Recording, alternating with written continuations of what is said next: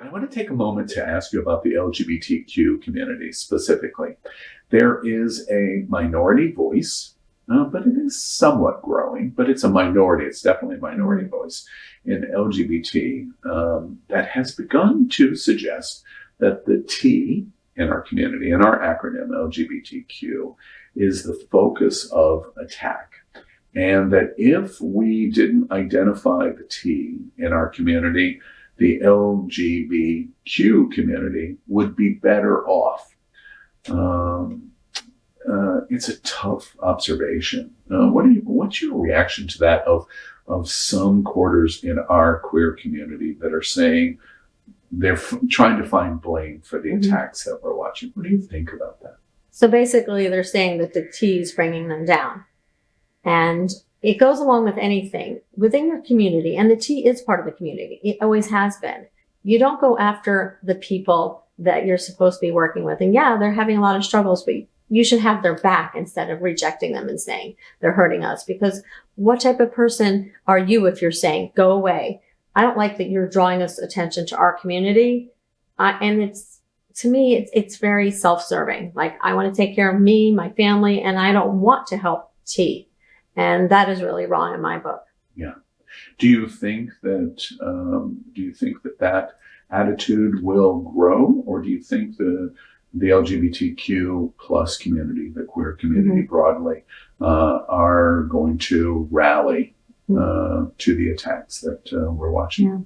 I don't have a crystal ball, but I really hope that everybody does rally behind what's happening to the transgender people, because they've had their own struggles. The gay community has had struggles throughout the years, and we know at Stonewall there were trans people there. They were together marching as one. So I don't know what's going to happen in the future. A trans person threw the first brick at Stonewall. Exactly. Yeah. So I hope that they stay together and realize it's wrong to reject anybody wrong to reject anybody in your own community. Yeah. I want to ask you about your seat, parental rights, and your recommendation. I want to come back to the point that I asked you early on. So many parents are fearful today.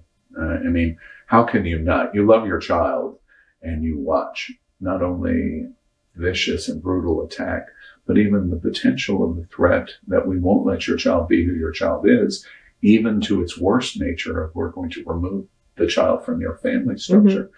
In your experience with Jazz, that 2007 interview with Barbara Walters, and the experience of what you have learned in going through the journey with Jazz Jennings, what would you recommend to parents that suspect their child is trans, their child is trans, they're at whatever place they are in their journey? What would you tell parents like Jeanette Jennings? This is what you should know.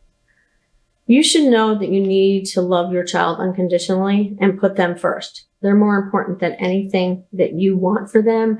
And I always say, love the child that you had, not the child you wish you had, because a lot of people struggle with even accepting their own children that are transgender. And then when they get to the point that they do accept them, you have to go to war.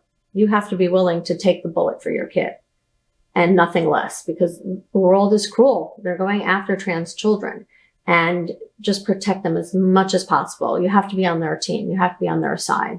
As soon as you have any doubts, the outside world's going to feed on that. So you have to know 100% in your heart that you were doing the right thing by supporting your trans child. You told me that you don't have a crystal ball, but if you did have a crystal ball, do you think parents of trans kids are going to win this fight? Ultimately, are they going to win?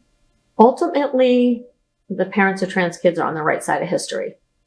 It may be rough for the next few years, but things always seem to change. And we are on the right side of history. We're doing right by our kids. And eventually, I think they will back off.